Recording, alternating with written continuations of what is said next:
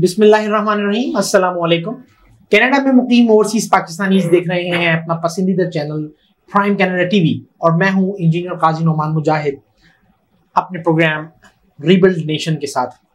Pakistan youth के हवाले से दुनिया में टॉप पर है। ये हम अक्सर आपके साथ शेयर करते रहते हैं कि मोर देन 65% हमारी जो आबादी है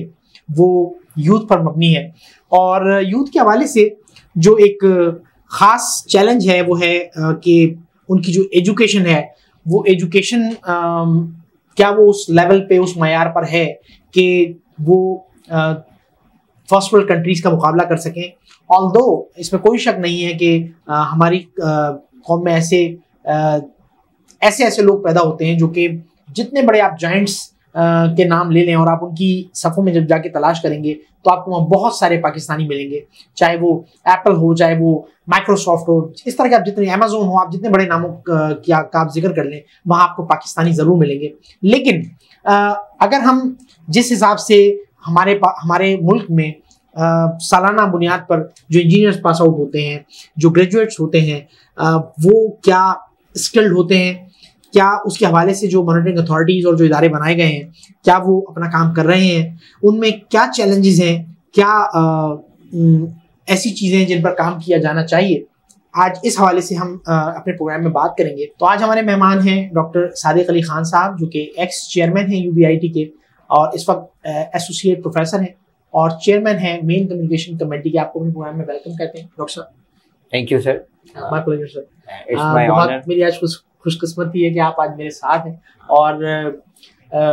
थोड़ा सा मैं पहले ही प्रोग्राम के स्टार्ट में आपसे माजरत कर लेता हूँ क्योंकि मैं कुछ थोड़े से तीखे सवाल आपसे करूँगा, क्योंकि नाज़रीन के साथ मैं ये भी शेयर करता चलूँ कि माशाल्लाह डॉक्टर साहब जो हैं वो जो रिसेंटली पाकिस्तान इंजीनियरिंग काउंसिल के जो इलेक्शंस होने जा रहे हैं उसमें नॉमिनेटेड हैं और उसमें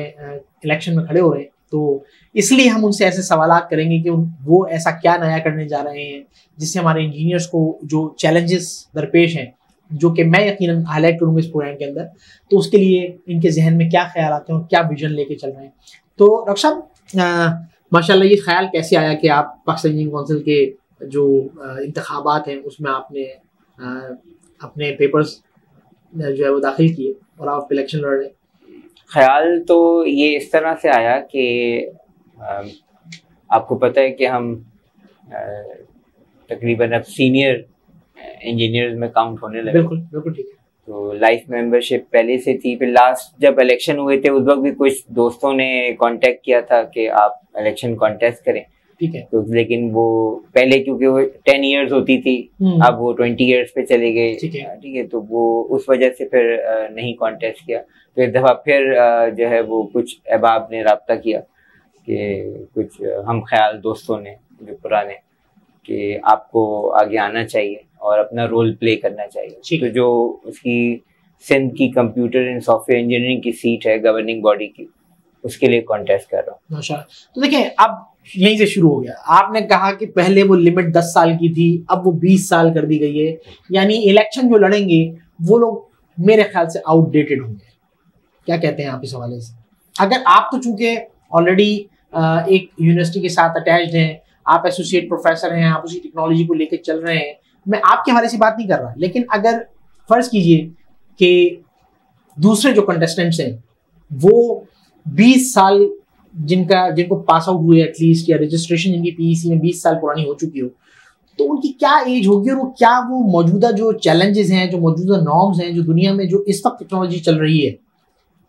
क्या वो उससे अपडेटेड होंगे? बिल्कुल, अगर वो इन टच हैं इंडस्ट्री के साथ या एकेडमिया के साथ, यानी उनका जो प्रोफेशनल कैरियर है वो रुका नहीं है, वो कंटिन्यूस एक प्रोफेशनल अपने कैरियर में है और वो एक ग्रोथ लीडरशिप के रोल पर प्ले कर रहे हैं, चाहे वो इंडस्ट्री हो चाहे वो एकेडमिया हो। जैसे मैं एकेडमिया से बिलोंग कर रहा हूँ, तो बहुत सारे साथी जो इलेक्शन कॉन्टेस्ट कर रहे हैं वो इंडस्ट्री से बिलोंग कर रहे हैं, कुछ अपनी इंडस्ट्रीज रन कर रहे हैं, जो हैं प्रोफेशनल इंजीनियर हमारे लाइफ मेंबर्स हैं। तो ये कहना कि वो आउटडेटेड हो जाएंगे ये गलत है। मैं इस चीज़ को आपकी इस तरह से काउंटर करूंगा कि हाँ, आउटडेटेड वो होगा जो कि सिर्फ उसने डिग्री ले ली और वो इतने साल से जो है वो अपना प्रोफेशनल उसकी ग्रोथ जो है वो स्टॉप हुई हुई है और वो कुछ नहीं कर रहा। ठीक है। लेकिन ये है कि जो एक्टिव है इंजीनियर, चाहे वो इंडस्ट्री में हो चाहे वो एकेडमिया में हो, वो डेफिनेटली जो है वो उसे पता होगा कि आजकल हमारा सिस्टम किस तरह रन हो रहा है, उसको हम किस तरह इम्प्रूव कर सकते हैं और अपने इंजीनियर्स के लिए हम क्या एक रोल मॉडल बन सकते हैं, और या पाकिस्तान इंजीनियरिंग काउंसिल में आने के बाद क्या हम वहाँ कुछ ऐसे रेगुलेटरी जो एक्शंस हैं वो हम करवाएं जिसके थ्रू हमारे इंजीनियर्स को फायदा हो, ठीक है, जो हमारे प्रोफेशनल इंजीनियर्स निकल रहे हैं, बिल्कुल ठीक है, ताकि वो उसमें ये भी हो कि वो बाद दफा देखें एकेडमिया में वो सारी चीजें वो बच्चा नहीं पढ़ रहा होता है as an engineer. Exactly, that was my concern. देखिए मैं रिफ्रेश कर लेता हूं अपने क्वेश्चन को कि जैसे अभी मैं खुद भी कई फोरम्स के थ्रू मैं एकेडमिक इंडस्ट्री के गैप को रिड्यूस करने के लिए काम कर रहा हूँ। पीईसी एचईसी की अब ये एक लाजमी एक वो आ गई है कि हर यूनिवर्सिटी जो है वो एक इंडस्ट्रियल एडवाइजरी बोर्ड या कमेटी बनाएगी जो कि करिकुलम को रिव्यू कर रही होगी, ताकि जो पासिंग आउट कैंडिडेट्स हैं, जो पासिंग आउट ग्रेजुएट्स हैं, वो उन लेटेस्ट टेक्नोलॉजीज से लेस हों जो कि उनको चैलेंजेस आगे इंडस्ट्री में आने, ताकि उनको जॉब्स वगैरह मिल सके। लेकिन अभी भी हम जब देखते हैं और मुख्तलिफ यूनिवर्सिटीज के स्टूडेंट्स की हम बात करते हैं तो उन्हें वही 20 साल 25 साल पुरानी टेक्नोलॉजीज पढ़ाई जा रही हैं जो ऑब्सोलीट हो गई हैं। दैट वाज माय क्वेश्चन कि अगर इस चीज़ के हवाले से कोई पॉलिसी नहीं बन रही है, इस चीज़ के हवाले से यूनिवर्सिटीज़ को रिव्यू नहीं, यूनिवर्सिटीज़ को इस हवाले से तो रिव्यू किया जाता है कि क्या वहाँ पर ये फला चीज़ें पूरी हो रही हैं या नहीं हो रही हैं, लेकिन वहाँ से पास आउट होने वाला स्टूडेंट इंडस्ट्री के लिए कितना कारआमद है, इस चीज़ के ऊपर देखिए जो आपने पॉइंट रेज किया ये सबसे मेरा एक टॉप प्रायोरिटी एजेंडा है। ठीक है, कि जब मैं अगर इलेक्ट होके वहाँ पहुँचता हूँ तो डेफिनेटली मैं वहाँ फोरम पे ये बात एड्रेस करूँगा with all of my working paper के साथ, विद ऑल एविडेंस के साथ, कि इस वक्त खास तौर पे जो इंजीनियर हमारा निकल रहा है, फ्रेश इंजीनियर, उसमें सबसे बड़ा हमें गैप देखना है कि इंडस्ट्री और एकेडमिक दरमियान गैप बहुत है। फिर जो आप करिकुलम की बात करें तो करिकुलम को भी हमें अपडेट करने की जरूरत है और उसमें इंडस्ट्री के प्रोफेशनल, उनके कंसल्टेंट से हमें जरूर उसको री-एवेलुएट या रिविजिट उसको करवाना चाहिए। और खास तौर पे मैं समझता हूँ पाकिस्तान इंजीनियरिंग काउंसिल को इसमें बड़ा अहम किरदार अदा करना चाहिए और मैंडेटरी कुछ इस तरह की पॉलिसीज लेके आए जिसके थ्रू इंटर्नशिप प्रोग्राम जो है पाकिस्तान इंजीनियरिंग काउंसिल अरेंज करके दे। पाकिस्तान इंजीनियरिंग काउंसिल अपने पोर्टफोलियो पे इंडस्ट्रीज को लिंकअप करे। डेफिनेटली बहुत सारी इंडस्ट्रीज को लाइसेंसेस दे रहे हैं ना पाकिस्तान इंजीनियरिंग काउंसिल, ठीक है ना, और फैसिलिटेशन ज्यादा से ज्यादा कर रही है पाकिस्तान इंजीनियरिंग काउंसिल। तो जहां वो रोल प्ले कर रही है तो उसी तरह से उन इंडस्ट्री से कहा जाए कि भाई आप इन इंजीनियर्स को एक सेमेस्टर के लिए मैंडेटरी तौर पे अपने पास अकोमोडेट करेंगे, ताकि उनकी जो एक प्रैक्टिकल ग्रोथ है वो नजर आए और उनका एक फील्ड का एक्सपीरियंस नजर आए। एक्चुअली उनको फील्ड में जाना है 4 साल बाद, लेकिन उससे पहले ही अगर फाइनल ईयर में या थर्ड ईयर के एंड पर एक सेमेस्टर का उनका मैंडेटरी एक प्लान हो। अच्छा, मैं यहाँ पर थोड़ा सा कथा कलामी की माजरत, अगर इस चीज़ को मैंडेटरी किया जाता है कि जी थर्ड ईयर में या फाइनल ईयर में जो है वो जो इंजीनियरिंग स्टूडेंट्स हैं उनके लिए कोई ट्रेनिंग अरेंज की जाए, तो इसमें इंडस्ट्री की साइड से जो चैलेंज है वो ये है कि वो कहते हैं कि हम स्टूडेंट्स को, कैंडिडेट्स को हम ट्रेन करते हैं एंड आफ्टर 3 months जब हम उनको पूरा अपना टाइम इन्वेस्ट करते हैं, बहुत कुछ इन्वेस्ट करते हैं, उसके बाद वो तैयार होके वो कहीं और चला जाता है, ठीक है ना। अगर वो फाइनल ईयर में है और इसी 3 महीने में वो 3 महीने या उसके कुछ अर्से बाद वो पास आउट हो जाता है, तो वो फिर अपने हिसाब से जॉब देखे। तो मैंने अगर मैं एक सपोज एक इंडस्ट्री ओनर हूँ,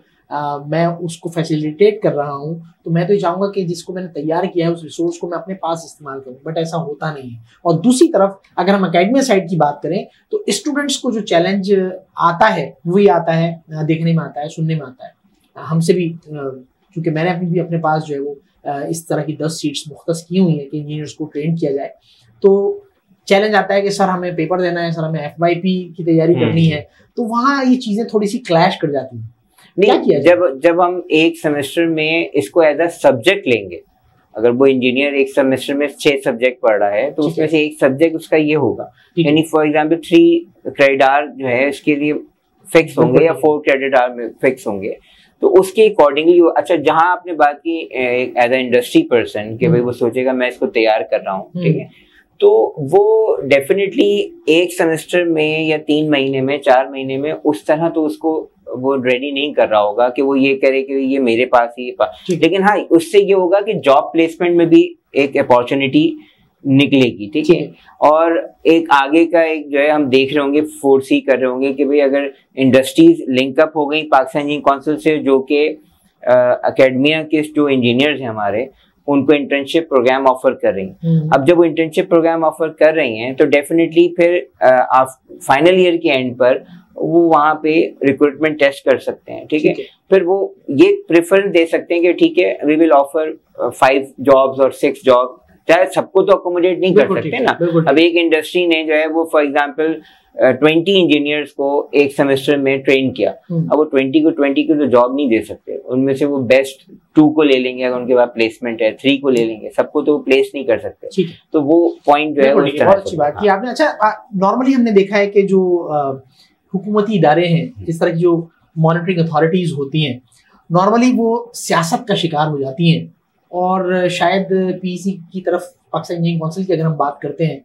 तो वहाँ भी कुछ ऐसा ही नजर आता है। आपका इस बारे में क्या ख्याल? एज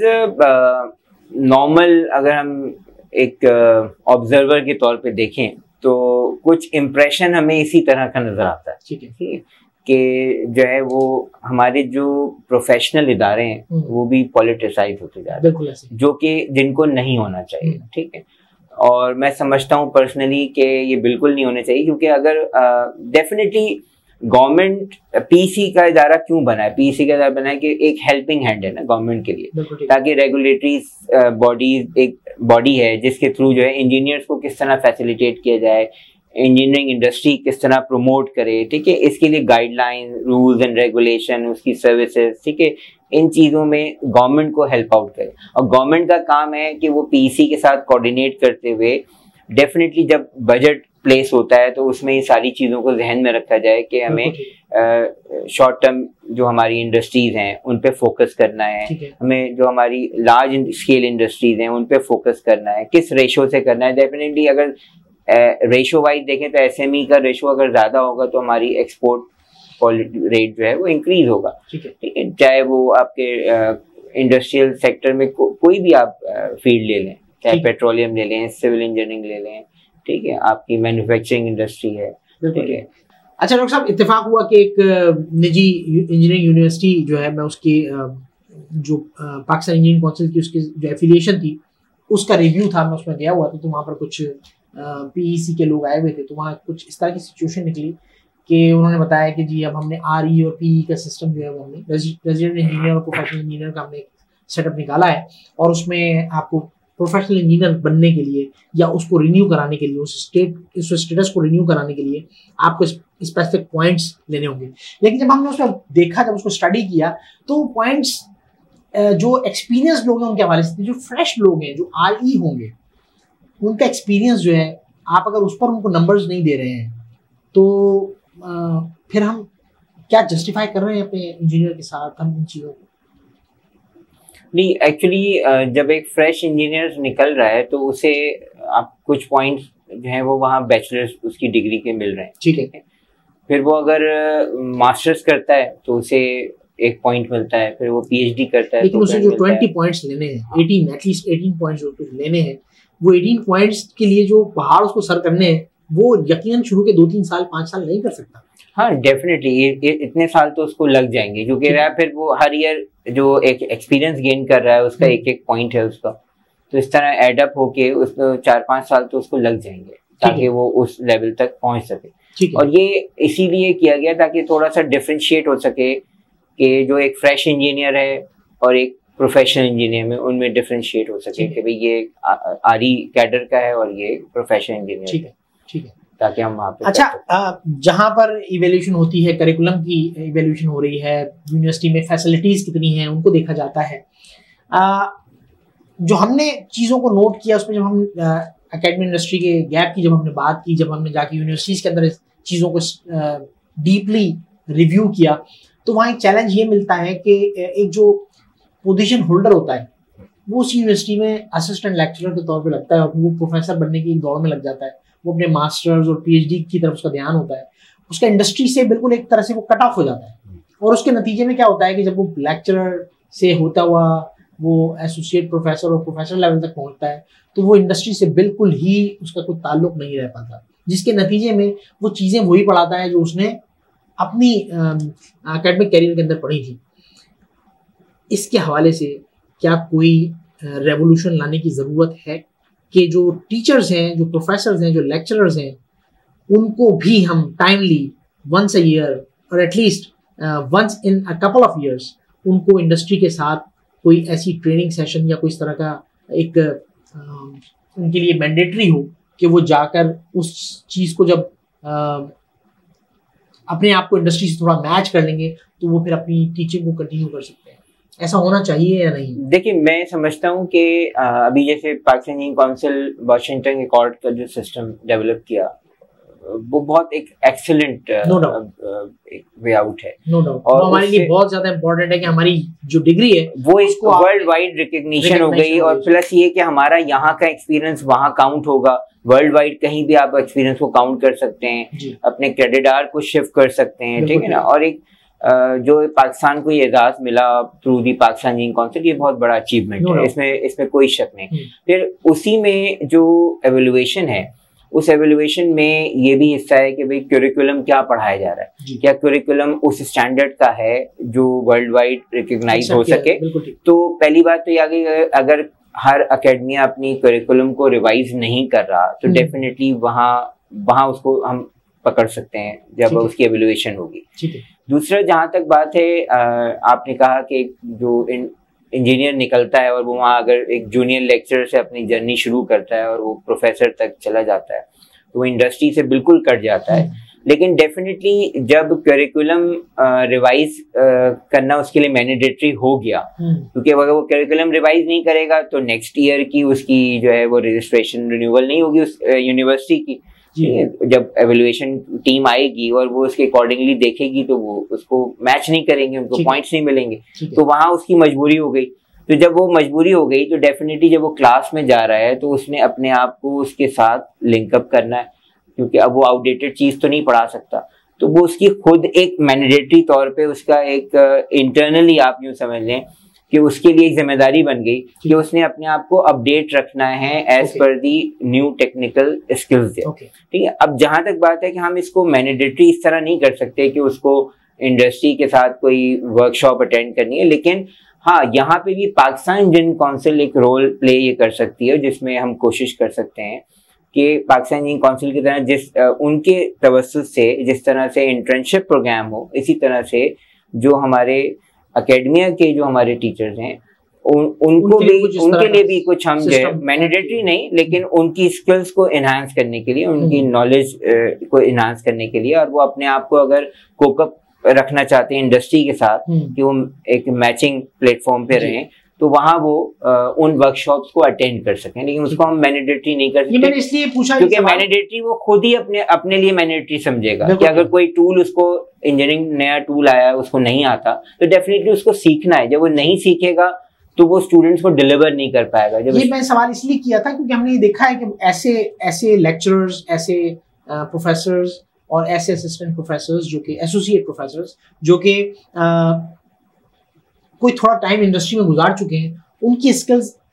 जो मैंने पॉइंट आउट किया उनके मुकाबले में बहुत डिफरेंट है, बिकॉज उन्होंने इंडस्ट्री के साथ एक टाइम इन्वेस्ट किया है। So they know actually what is going on in the industry.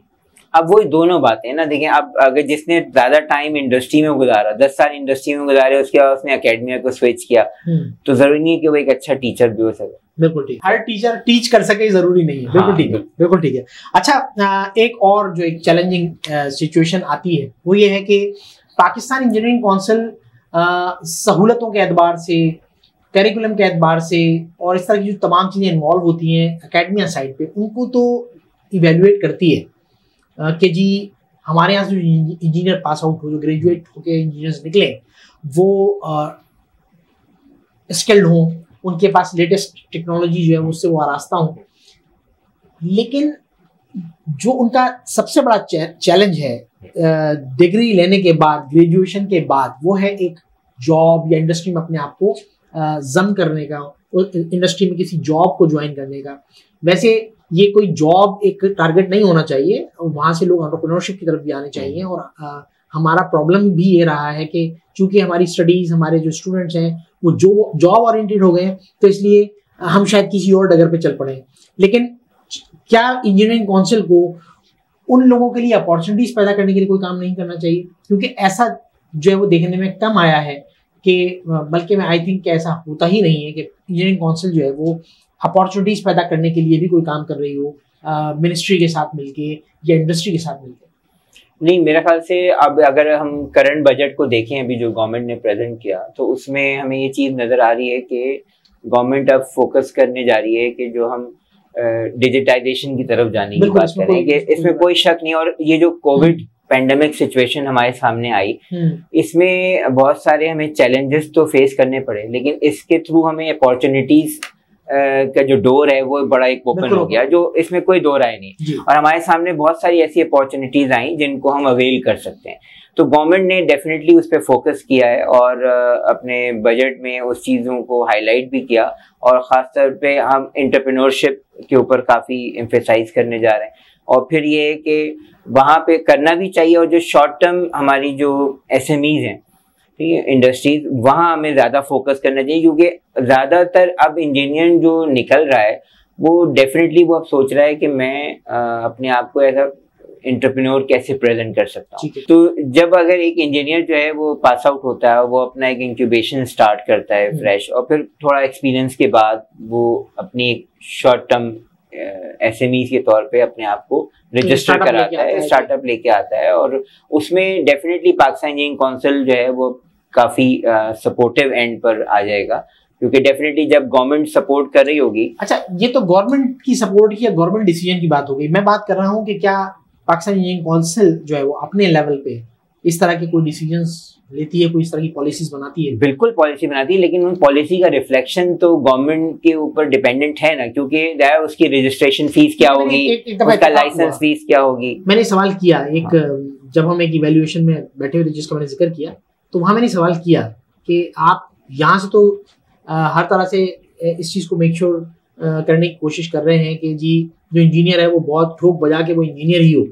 लेकिन उसको इंडस्ट्री में इतनी अपॉर्चुनिटीज और उसके लिए आप कोई काम कर रहे हैं या नहीं? इसका मतलब है कि Pakistan engineering council wants to accommodate them, तो वो एक कोई ऐसे रोड मैप बना रहे हैं। अच्छा, वो भी मेरे ख्याल से इसलिए उस एंगल से सोचने पे मजबूर हो गए, क्योंकि डेफिनेटली जब हमारा इंजीनियर जो अगर सिर्फ वो जॉब हंटिंग पे लग जाएगा तो इतनी जॉब्स तो नहीं है ना जी। और अगर सब लोग अगर जॉब करेंगे, डेफिनेटली इंडस्ट्री भी तो किसी को रन करनी है। और जब ज्यादा लोग एंटरप्रेन्योरशिप की तरफ आएंगे, ज्यादा लोग जब अपने शॉर्ट इंडस्ट्रीज मैनेज कर रहे होंगे, तो डेफिनेटली वहां से हमारे पास इकोनॉमिक ग्रोथ एक रेट जो है इंक्रीज होगा, और जॉब प्लेसमेंट खुद ऑटोमेटिकली जो है वो निकल आएगी। बिल्कुल ठीक, बिल्कुल ठीक। अच्छा डॉक्टर साहब, लास्ट क्वेश्चन और last but not the least कि माशाल्लाह आप एज अ कंटेस्टेंट आप PVC के इलेक्शंस में 8 अगस्त को आप खड़े हो रहे हैं, और अल्लाह ताला आपको उसमें कामयाबी दे, हमारी दुआ है। लेकिन आपका ऑब्जेक्टिव क्या है? आप क्या ऑब्जेक्टिव लेके आ रहे हैं? देखिए, सबसे मेन ऑब्जेक्टिव तो मेरा ये है कि इंजीनियर जो है उसको उसकी जो रिस्पेक्ट है ना वो मिलनी चाहिए हर इदारे में। बिल्कुल ठीक है। और उसके लिए कोई रेगुलेटरीज ऐसे हमें सेट करने चाहिए, रूल्स, जिसके थ्रू हर इदारे में इंजीनियर को हम एक रिस्पेक्ट की निगाह से देखें। ठीक है, पहली बात। दूसरी बात ये कि जो इंडस्ट्री और एकेडमिया का गैप है